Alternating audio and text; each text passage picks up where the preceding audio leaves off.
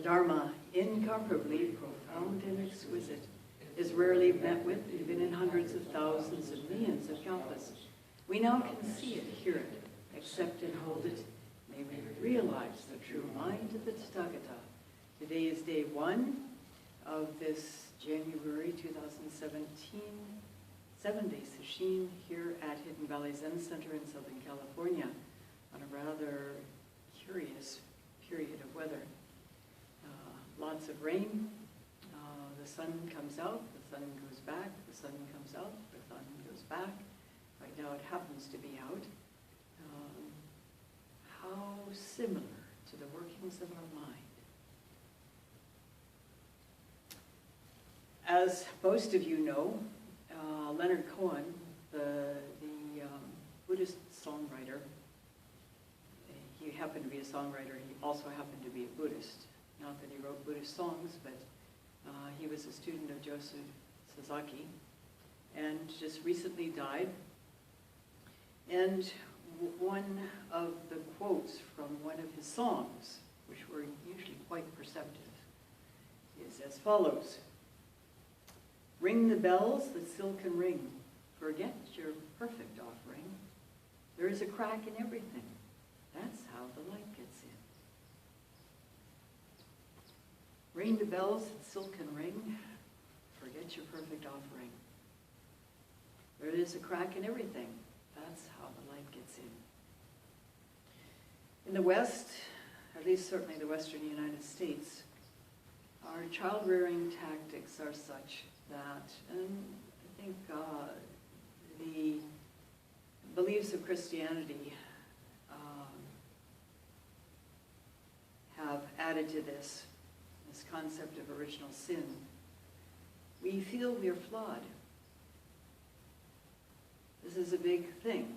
Apparently it was also prevalent in India in the time of the Buddha, because when he was enticed by Mara, attempting to take him away from his deepening practice in that first ever sesshin, during which he gradually explored the workings of his own mind. Mara first tried enticement, brought out his dancing daughters, his beautiful daughters, to sway and dance and do a sort of a come hither thing to the Buddha, but he ignored it. He had more important, more pressing things that were on his mind. And that didn't work, so Mara pulled out the pain as expressed by his hordes of demons, shooting lances into the Buddha, pouring hot mud on him. And of course, anyone who sat a sesshin for a while has experienced some level of that, usually. Only we don't think of it as boiling mud or spears and lances. We think of it as, the damn knee pain, the back pain, so on and so forth. Well, that didn't work either. So Mara pulled out his final straw. You don't have what it takes. You're not worthy. You got cracks in you, bud. And the Buddha put his hand down, touched the earth, to call the earth to witness that he was truly worthy. And on the 8th morning, after his 7 nights and 8 days of deepening practice, deepening insight, deepening exploration of his own mind, he is said to have said, "Wonder of wonders, all beings are perfect, whole and complete, lacking nothing. But because the minds of men and women are turned upside down through delusive thinking, they fail to perceive this." And delusive thinking it is. We've been taught in various overt and more subtle ways that we're not worthy. And yet, this is an opportunity. This is where the light can come in. What is practice in a nutshell? It is the exploration of our own mind. Without it, how can we know whether this idea of unworthiness, whether this image that we have of ourselves, garnered from however long, of conditioning, of experiences, of conclusions drawn by those experiences. We have a negative experience, somebody is nasty to us, and there are a number of reactions we may have. To simply get angry, not believing it. Or we may, and as the saying goes, taking personally, assume there's something wrong with us, and that's why whatever's going on is going on. We may have made a mistake. We may have stepped on somebody's toes, but that has nothing to do with whether or not we're worthy. And this is something very different in the core of Buddhism. This assumption of innate perfection. We're filled with compassion and wisdom, and it is only because we don't recognize the truth of who and what we are that we fail to act on it 100% of the time. I'd like to share with you something from a new book that's come out, a translation of the teachings by the Dalai Lama, The Heart of Meditation. The Heart of Meditation. Discovering innermost awareness. The Dalai Lama is a practitioner of a particular form of the Tibetan style of Buddhism known as Dzogchen. Dzogchen is essentially quite similar to Zen. It's about exploring our own mind. And that's what we do. When we extend the out-breath, when we stay fully present with that experience of breathing out and breathing that breath out as long as we can without gasping, it lets go, necessarily, other involvements, and this is its gift. It forces us, in a way, to focus on the physical experience of breathing out. And in that focus on the physical experience of breathing out, we have to let go ideas, thoughts, assumptions, conditioning. We may run into some evidence of it as captured in our body. For some people, particularly in the earlier stages of practice, and particularly if they've experienced some level of abuse in their childhood, the breath only comes out so far. They can't get it further out. Well, what to do about that? Tune in. Tune in. Modern psychology has just begun, relatively recently, in the last several decades, to discover something that the psychologist who was at the time a graduate student, Eugene Gendlin in Chicago, working on a question of what made people either progress fastly in psychotherapy or stay turning the wheels for decades. He termed it the felt sense. It was very quickly discovered on looking at videos of therapy sessions and so on, that those people who were able to tune in to their body, this is different from tuning into your thought, tuning into your body, getting a sense of what's really going on in there. These people were able to move beyond being captured by their history. And it is the same thing for us in Zen practice. As we bring that breath out, and that is the fundamental practice here. Of course, if you're working on a koan, you're still working on that out-breath. And you're using the koan curiosity, perplexity, to fuel that out-breath, to bring it further and further out, as if you're reaching through the out-breath.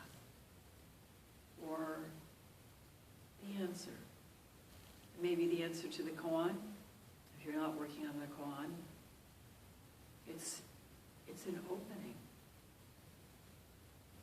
As you get further out with this out-breath, paying utter attention to the physical experience of it, letting go other concerns.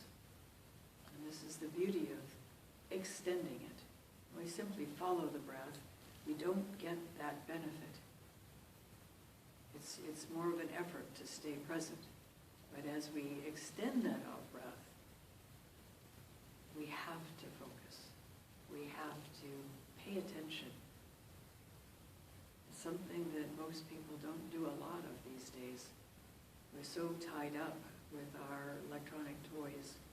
Just recently I saw a mother with a small child, very small child, probably not old enough to walk, in a grocery basket.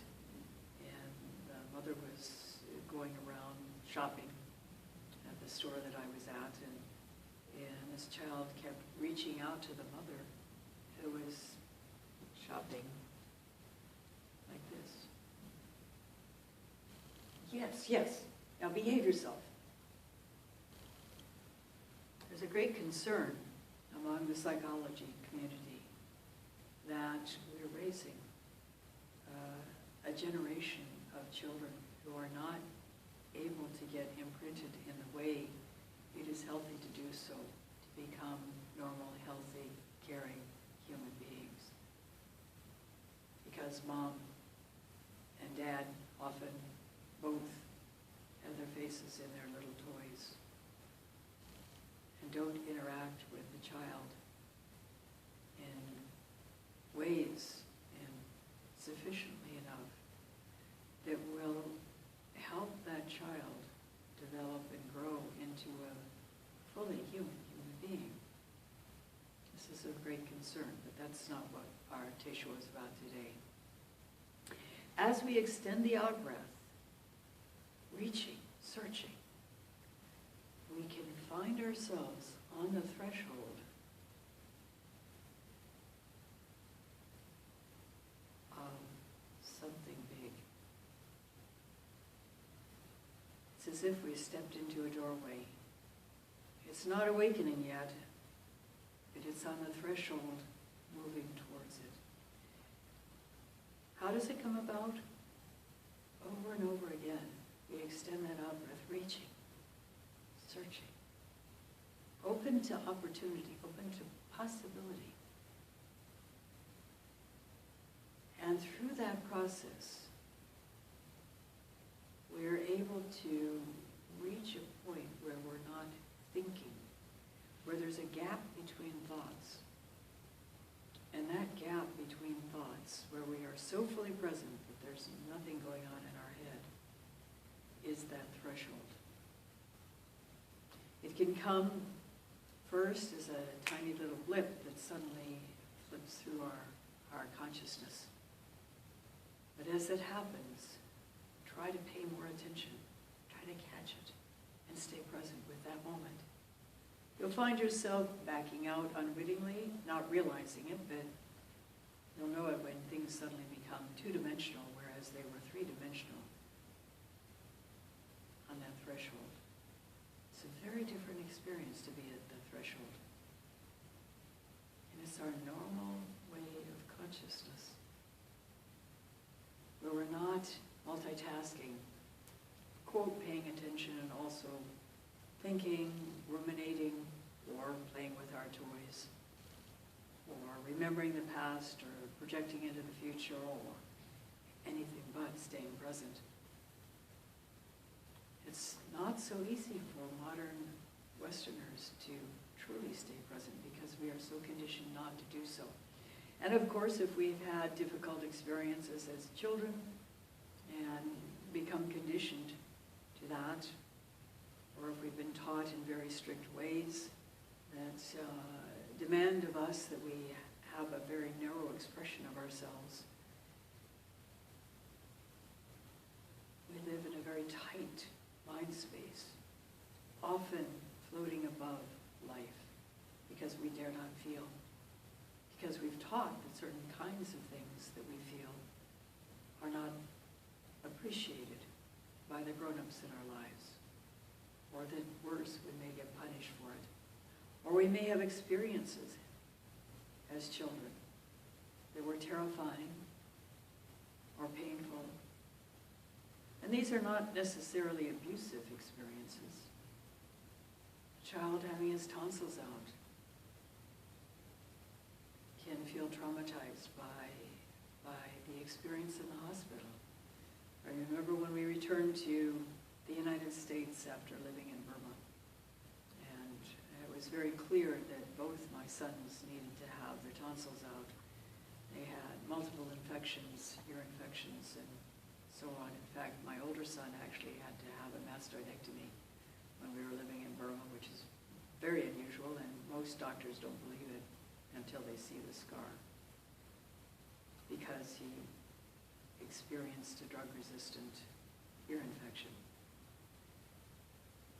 So we took both the boys, they were aged 3 and 5 at the time, to the hospital for their pre-op, in which they were going to have the blood drawn. And I thought, well, Randy, older one, is older and he will be less impacted by, having a needle put up his arm to get the blood out. So we had the younger one do it first. The younger one actually turns out to be much more able to deal with those kinds of things. And when I saw the look of horror on Randy's face when he watched Greg's blood being drawn, I realized that it probably would have been better if we'd done it the other direction. Children can be traumatized by all kinds of things, including a bad accident, falling off their bike and smashing their face, that kind of thing. It's not necessarily physical or sexual abuse, but physical and sexual abuse also add into that as well if the child is unfortunate enough to have experienced that. And so we have all these things in our background, in our history. It's rare that a human being grows up without some level of conditioning. At the very least, our first smile, when our facial muscles and nerves have managed to coordinate to the point where we can smile as an infant in the first few weeks of life. And the response of the adults around us makes all the difference in the world. The very beginning of conditioning begins before that. I have a student back east whose mother turns out to have been schizophrenic. In the first few months of her life, she was embraced, nurtured, and then her mother went somewhere else in her own mind. And the child was left abandoned, basically, until eventually another relative stepped in. But that period of months where the child was not fed, not nurtured, not cared for in the ordinary way one expects to take care of a child, were traumatic, and understandably so. And that trauma has come up in that person's Zen practice. She's working with an excellent therapist and beginning to make a lot of headway working through these kinds of things. Most of us, thankfully, have not had that level of experience, but that conditioning starts very young. And then we go to school. There's a study been done quite a long time ago where they filmed mothers and children the first day of school of a child. The child is going off to kindergarten and turns around, checks out the mom. What's the mom's reaction to this experience? And when the mothers are excited and happy and this is a wonderful opportunity, feeling, the child marches in and engages in the classroom and gets a wonderful start in the school. But if mom is anxious and afraid, it's going to miss their child so much. Then the child picks up on that as well, because we communicate wordlessly among each other. Just walk into a room where somebody's angry and you get it. You know somebody's angry, you can feel it. Or walk into a room where somebody's sad, and the same thing. And so gradually we're imprinted. We get this idea, this big image of who we are. And then we're compelled to act, to preserve it, to protect it, to uphold it, to reinforce it. And that is the basis of suffering.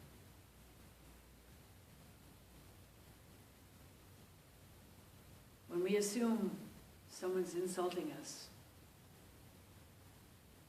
and they may or may not be, because we perceive the world through the lens of our conditioning. And if we've been abused, maltreated, we're going to see that where it may not exist. So, what about this innate perfection? Who are we really, if we are so perfect? Why don't we act that way? Why don't we grow up loved, nurtured? Well, it depends on who we chose and what our karma is coming into this life.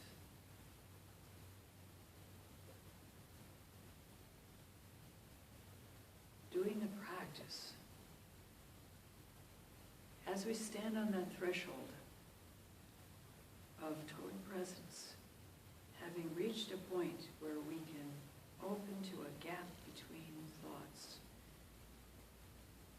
a gap between the storyline. Here we have a wonderful opportunity to tune in, to expand our experience of that, to explore that wordless. I don't know what to call it, and it's better not to call it something anyway. As you go more and more deeply into this, eventually you come to an understanding, at least a superficial understanding, of the true nature of reality. But that's only the beginning. Torei Enji, Hakuin's first Dharma successor, only in his 20s, he was so deeply committed to practice. And somewhere along the way, when he was about 26, he got deathly ill. Doctors gave up on him, and he decided, by then he'd already had a deep awakening experience. He decided that if he was going to die, he would just go for it and rest, take care of his body in the last remaining days or weeks or months that he had. And during that time, as he was able, he would write down what he understood about Zen practice. And this is coming from someone who had already done very deep Zen practice from a very long time. By the time he was 26, he'd done more than a decade of serious practice. And that treatise, he called it,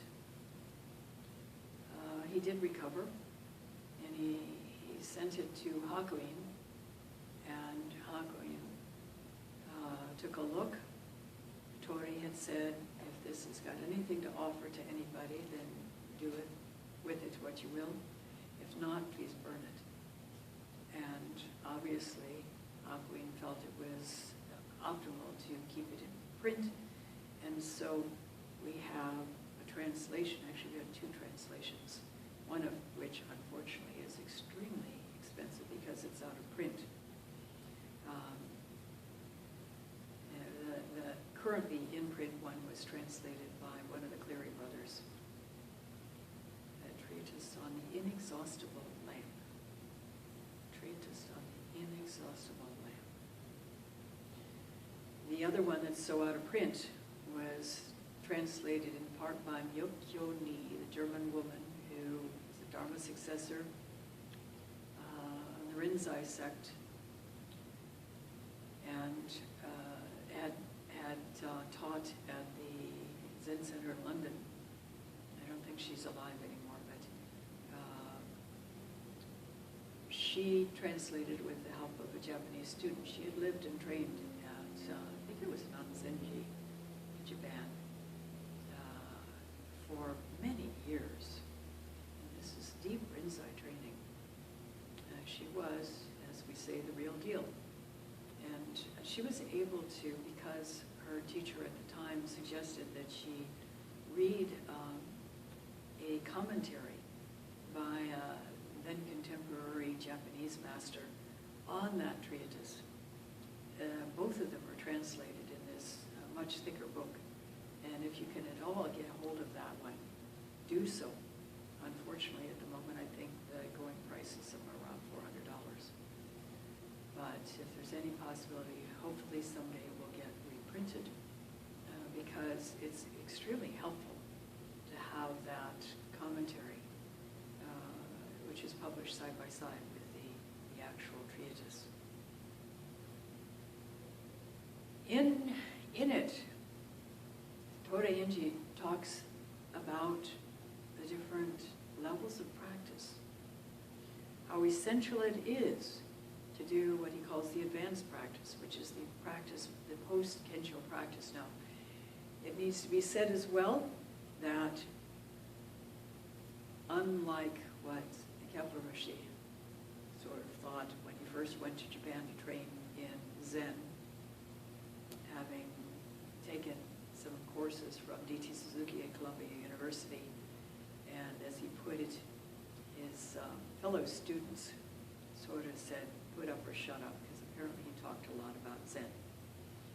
And so he burned all his bridges and went to train first with Nakagawa Soen-roshi, who then took him after 3 months up to Hoshinji to train with his major teacher,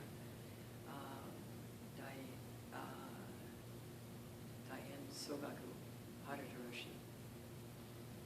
And Kempo-roshi's intention going to Japan was to, as he put it, get Kensho and run. Grab Kensho and run, I think he said it specifically. But that's not how it really goes in real practice. And he, thankfully, didn't do that. He stuck it out after Kensho and continued to practice deeply. And my experience with him, as I trained with him through his entire decades of training, and was his attendant a number of times. One of the things that impressed me most about him was that he continued to practice. He continued to work on himself. And this is what Toda Inji called the long maturation. So we work to pass that initial breakthrough koan. And we don't stop there. We continue to open and deepen and hopefully have more Kensho experiences through the work on, he called the advanced practice, work on the subsequent koans.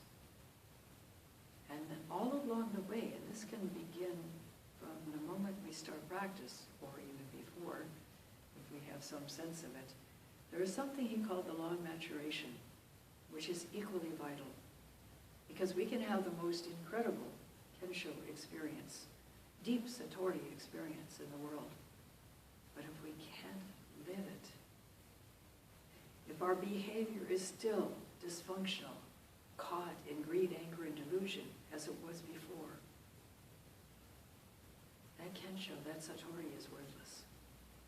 Because, in fact, it may be more than worthless because it may have given us some idea of superiority.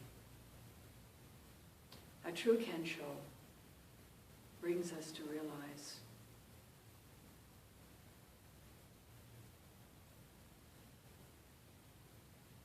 what? But as a result of the realization, we don't have to be self-important. We don't have to be somebody who rates. We can take criticism. We can take disappointment.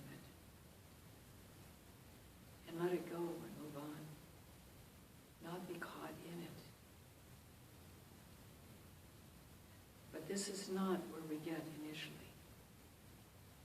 And this is why ongoing practice is so vital. The Dalai Lama, in this talk that is translated as The Heart of Meditation, Discovering Innermost Awareness, says a couple of things, and they're relevant to us here.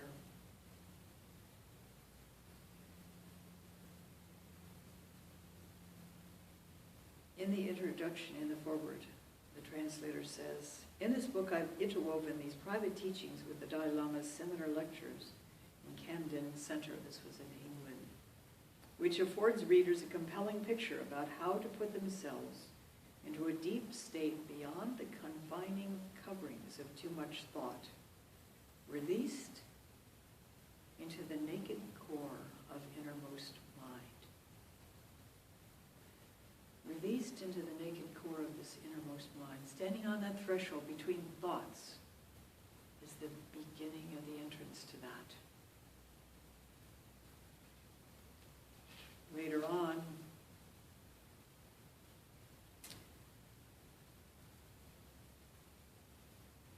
since it is the individual person who undergoes pleasure and pain, makes trouble and accumulates karma, all the noise and the mess being made by the self, this small image of self.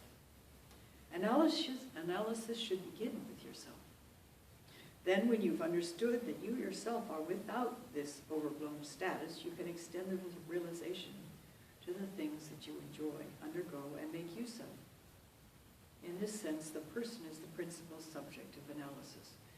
Now, analysis, this quote analysis, is not a thinking analysis. This is opening to that space between thought, tuning in as the great people who have discovered things in this world have done. Can you remember a time when you did something awful and your mind thought, I really made a mess of things? Or worse, you could have thought something like, oh God, I'll catch hell now. How can I escape? Let me get out of here. At that moment, your sense of I appears to have its own concrete entity, which is neither mind nor body, but something that appears much more strongly, does it not?